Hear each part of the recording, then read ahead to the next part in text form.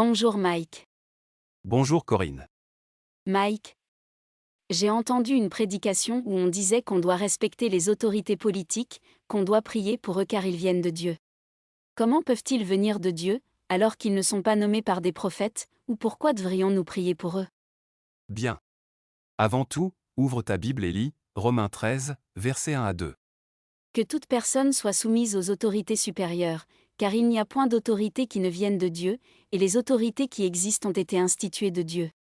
C'est pourquoi celui qui s'oppose à l'autorité résiste à l'ordre que Dieu a établi, et ceux qui résistent attireront une condamnation sur eux-mêmes. Ça c'est quelque chose que j'ignorais complètement. Comment quelqu'un peut être institué par Dieu alors qu'il pratique l'injustice? Le prophète Daniel dit que c'est l'Éternel qui établit les rois selon Daniel 2 verset 21. Et je veux que tu comprennes qu'il parle des rois. C'est-à-dire, les rois des autres nations qui ne sont pas nécessairement d'Israël. En d'autres termes, il parlait même des rois païens, et qui certainement adoraient d'autres dieux. Aujourd'hui on peut aussi parler des présidents des nations. Si tu crois que la parole de Dieu est la vérité, donc tu dois accepter qu'il n'y a point d'autorité qui ne vienne pas de Dieu. Montre-moi un passage qui explique l'importance de prier pour les autorités. Tu peux lire dans 1 Timothée 2 versets 1 à 3. J'exhorte donc, avant toute chose, à faire des prières, des supplications, des requêtes, des actions de grâce, pour tous les hommes, pour les rois et pour tous ceux qui sont élevés en dignité, afin que nous menions une vie paisible et tranquille, en toute piété et honnêteté. Cela est bon et agréable devant Dieu notre Sauveur. Tu comprends qu'on ne parle pas de rois seulement mais également de tous ceux qui sont élevés en dignité. Et en priant pour eux nous menons une vie paisible? Et si on priait pour que Dieu établisse une personne qui le craint et qui partage notre foi? Rappelle-toi Corinne quand je t'ai parlé de la prière spirituelle et de la prière charnelle. Moi, j'ai vu des chrétiens dans un pays, et ils priaient pour le départ ou même la mort de leur président s'il le faut. Et tout cela était lié à leur frustration et tu comprends que Dieu ne peut pas exaucer de telles prières. Si nous lui demandons de chasser les autorités que lui-même a instituées, cela veut tout simplement dire que nous mettons en cause son choix, un peu comme si on veut le corriger. Il faut que tu comprennes que rien n'arrive au hasard.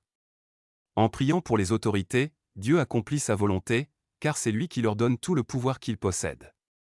Et c'est par les mêmes prières qu'il établit et change les autorités conformément à sa volonté. Alors dans ce cas, on ne doit pas les maudire? Même la loi nous le défend.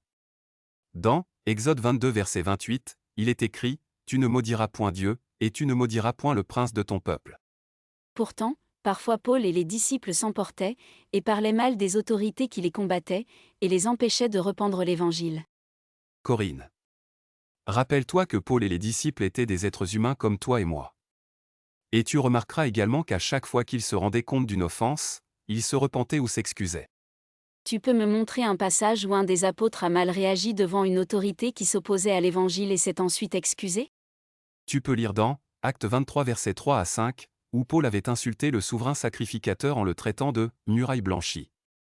Mais ceux qui étaient avec lui l'ont fait savoir que celui qu'il vient d'insulter est un souverain sacrificateur, et il s'est empressé de s'excuser en faisant savoir qu'il l'ignorait, car il connaissait la loi qui interdit de parler mal au chef du peuple. Nous tous ça peut nous arriver parfois de nous emporter suite aux événements politiques. Mais l'essentiel est de se rattraper vite, afin de retourner sur la bonne voie, car souviens-toi que la parole de Romains 13 verset 2 nous a dit qu'on risque de nous attirer une condamnation sur nous-mêmes. Je te remercie beaucoup Mike. Je te reverrai dans Gigos 23.